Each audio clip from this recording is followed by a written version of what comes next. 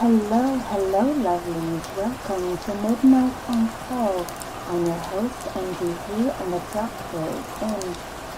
Tonight, I'm going to be reading the first half of The Spectre, Bridegroom by Washington Irving. Since I do these live streams at midnight, specifically for bedtime stories, I decided that I'm going to make these maybe 30-minute live streams. Just enough for you to sleep through.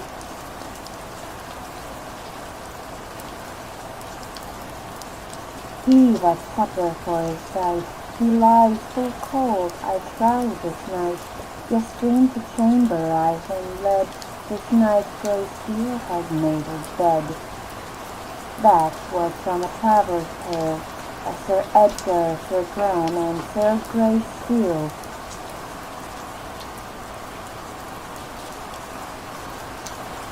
But actually, I did not intend that to rhyme.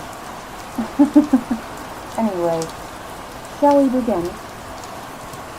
The Spectre, Bridegroom. On the summit of one of the heights of the Odenwald, a wild and romantic tract of Upper Germany that lies not far from the confluence of the Main and the Rhine, there stood many, many years the castle of the Baron von Langsdorff. It is now quite fallen to decay and almost buried among deep trees, firs, upon which, however, still be seen struggling, like the former possessor I have mentioned, to carry a high head and look down upon the neighboring country.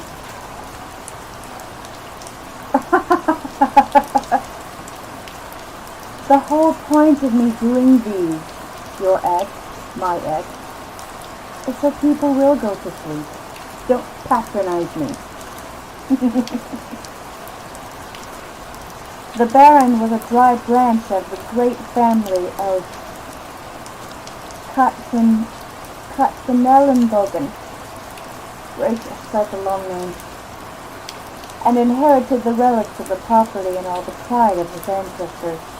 Though the warlike disposition of his predecessors had much impaired the family possessions, yet the Baron still endeavored to keep up some show of former state. The times were peaceful, and the nobles in general had abandoned their inconvenient old castles, perched like eagles' nests among the mountains, and had built more convenient residences in the valleys. Still, the Baron remained proudly drawn up in his little fortress, cherishing with hereditary inveteracy all the old family feuds, so that he was on ill terms with some of his nearest neighbors on account of disputes that had great-great-grandfather.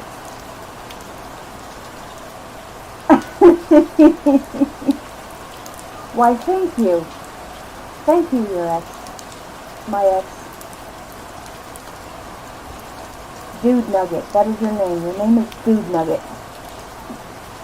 Thank you, I know that I'm silly. Anyway, the Baron had but one child, a daughter, but nature, when she grants but one child, always compensates by making it a prodigy, and so it was with the daughter of the Baron. All the nurses, gossips, and country cousins assured her father that she had not her equal for in all of Germany, and who should know better than they? She had, moreover, been brought up with great care under the superintendence of two maiden aunts, who had spent some years of their early life at one of the little German courts, and were skilled in all branches of knowledge necessary to the education of a fine lady. Under their instructions, she became a miracle of accomplishment. By the time she was 18, she could embroider to admiration, and had worked whole history of the saints in tapestry with such strength of expression in their countenances that they looked like so many souls of purgatory. She could read without great difficulty, and had spelled her way through several church legends, and almost all the chivalrous wonders of the Heldenbuch. She had even made considerable prophecy in writing, could sign her own name without missing a letter, and so legibly that her aunt could read it without spectacles.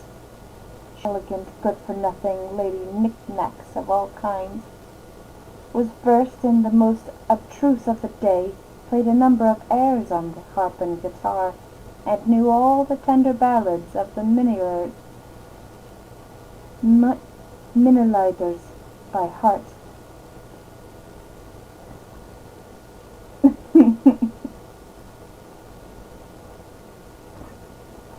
Oh my goodness gracious, what now? I have got to find a way to attach the sound to my actual Streamlabs. I like having the sound of rain in the background, gosh darn it. Alright.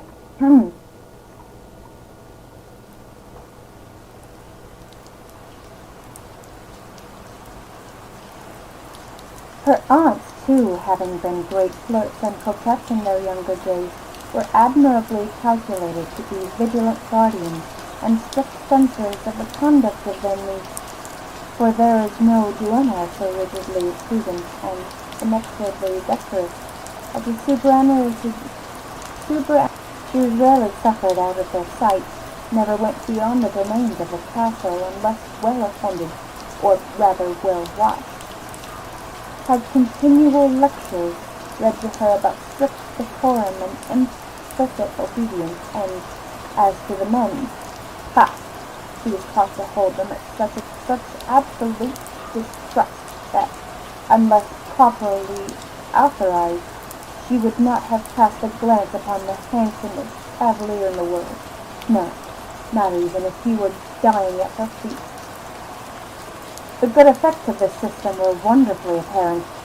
The young lady was a pattern of docility and correctness, while others were wasting their sweetness in the glare of the world and liable to be plucked and thrown aside by every hand. She was coyly blooming into fresh and lovely womanhood under the protection of those immaculate spinsters, like a rosebud blushing forth among guardian thorns. Her aunts looked upon her with pride and exultation, and vaunted that though all the other young ladies in the world might go astray, yet, thank heaven, nothing of the kind should happen to the heiress of Castelnaubogen.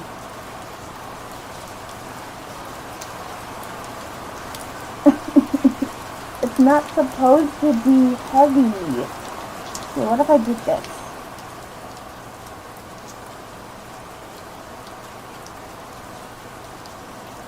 Hopefully that helps just a bit. But however scantily the Baron von Landshut might be provided with children, his household was by no means a small one, for Providence had enriched him with abundance.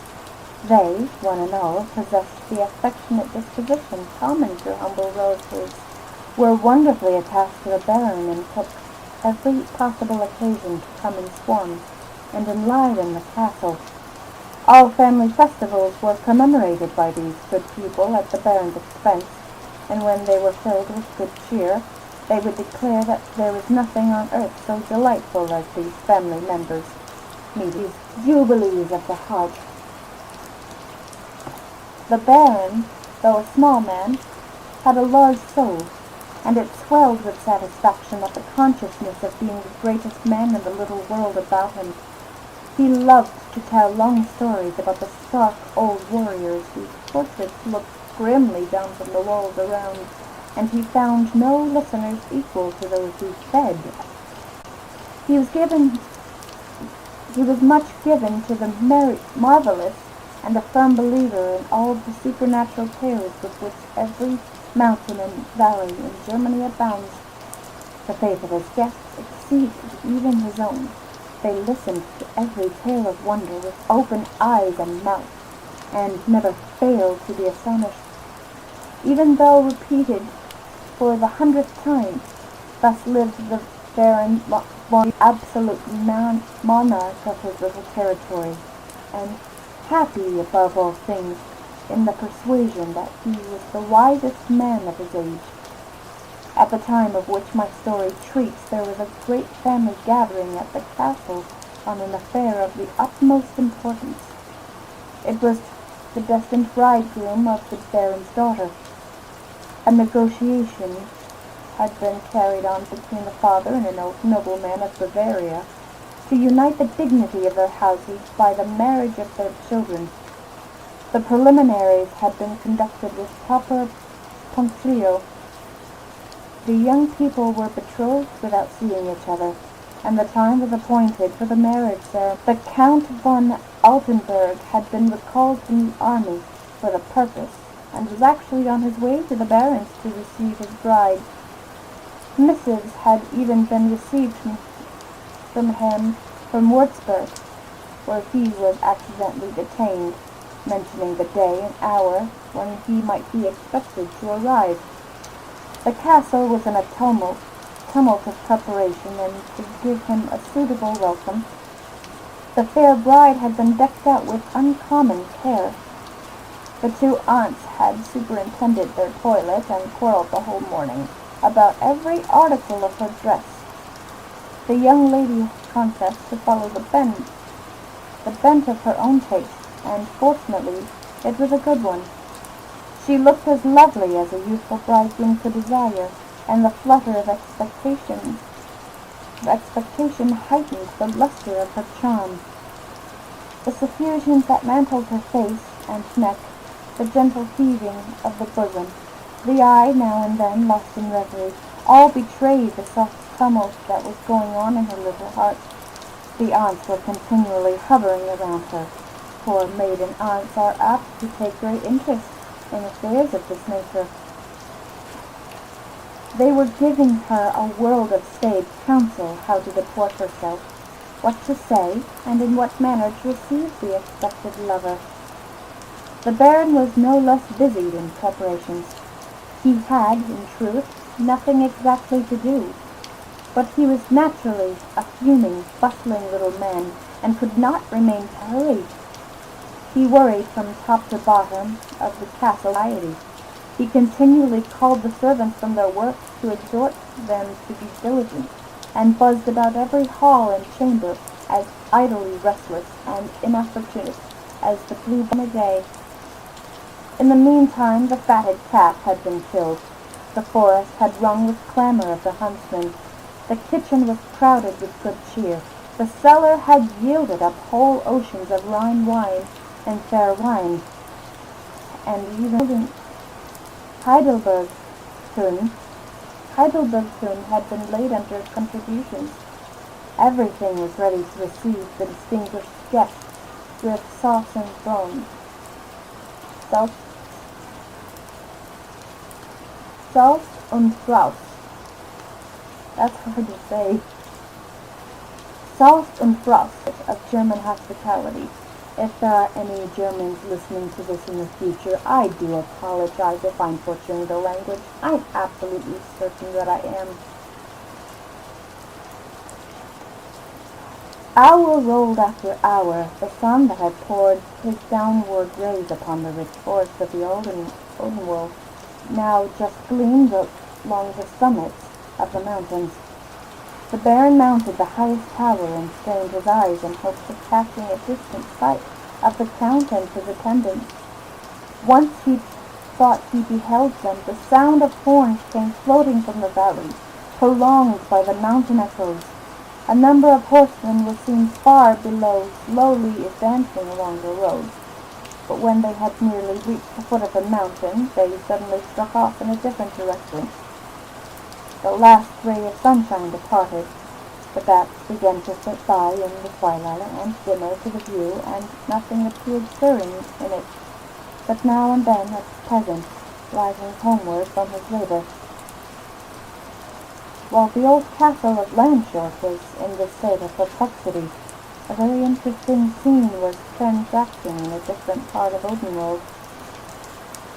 The young Count von Oldenburg was tranquilly pursuing his route in that sober, jog-trot way in which a man travels towards matrimony when his friends have taken all the trouble and uncertainty of courtship off his hands, and a bride is waiting for him as certainly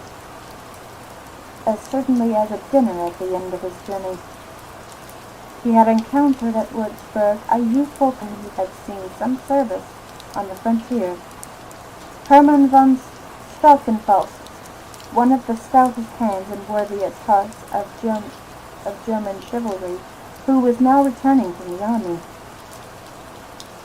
His father's castle was not far distant from the old fortress of Landshut, although a hereditary feud rendered Sig hostile and stranger. In the warm-hearted moment of recognition, the young friends related all their past adventures and fortunes, and the Count gave the whole history of his intended nuptials to the young lady, whom he had never seen, but of whose charms he had received the most enrapturing descriptions. As the route of his friends lay in the same direction, they agreed to perform the rest of their journey together, and that they might do it the more leisurely. Set off from Würzburg at an early hour, the Count having given directions for his retinue to follow and overtake him. They beguiled their wayfaring with recollections of their military scenes and adventures, and the Count was apt to be a little tedious now and then about the reputed charms of his bride, and the felicity that awaited him. In this way they had entered among the mountains of the Oldenwald, and were traversing one of its most lonely and thickly wooded passes. It is well known that the forests of Germany have always been as much infested by robbers as its castles and at this time the former were particularly numerous. From the hordes of disbanded soldiers wandering about the country, it will not appear extraordinary, therefore, that the cavaliers were attacked by a gang of these stragglers in the midst of the forest. They defended themselves with bravery, but were nearly overpowered when the Count's retinue arrived to their assistance, but not until the Count had received a mortal wound. He was slowly and carefully conveyed back to the city of Würzburg, and a friar summoned from the neighboring convent, who was famous for his skill in administering to both soul and body, but half of his skill was superfluous. The moments of the unfortunate Count were numbered. With his dying breath, he entreated Hitler to the castle of Landshut, and explained the fatal cause of his not keeping his appointment with his bride.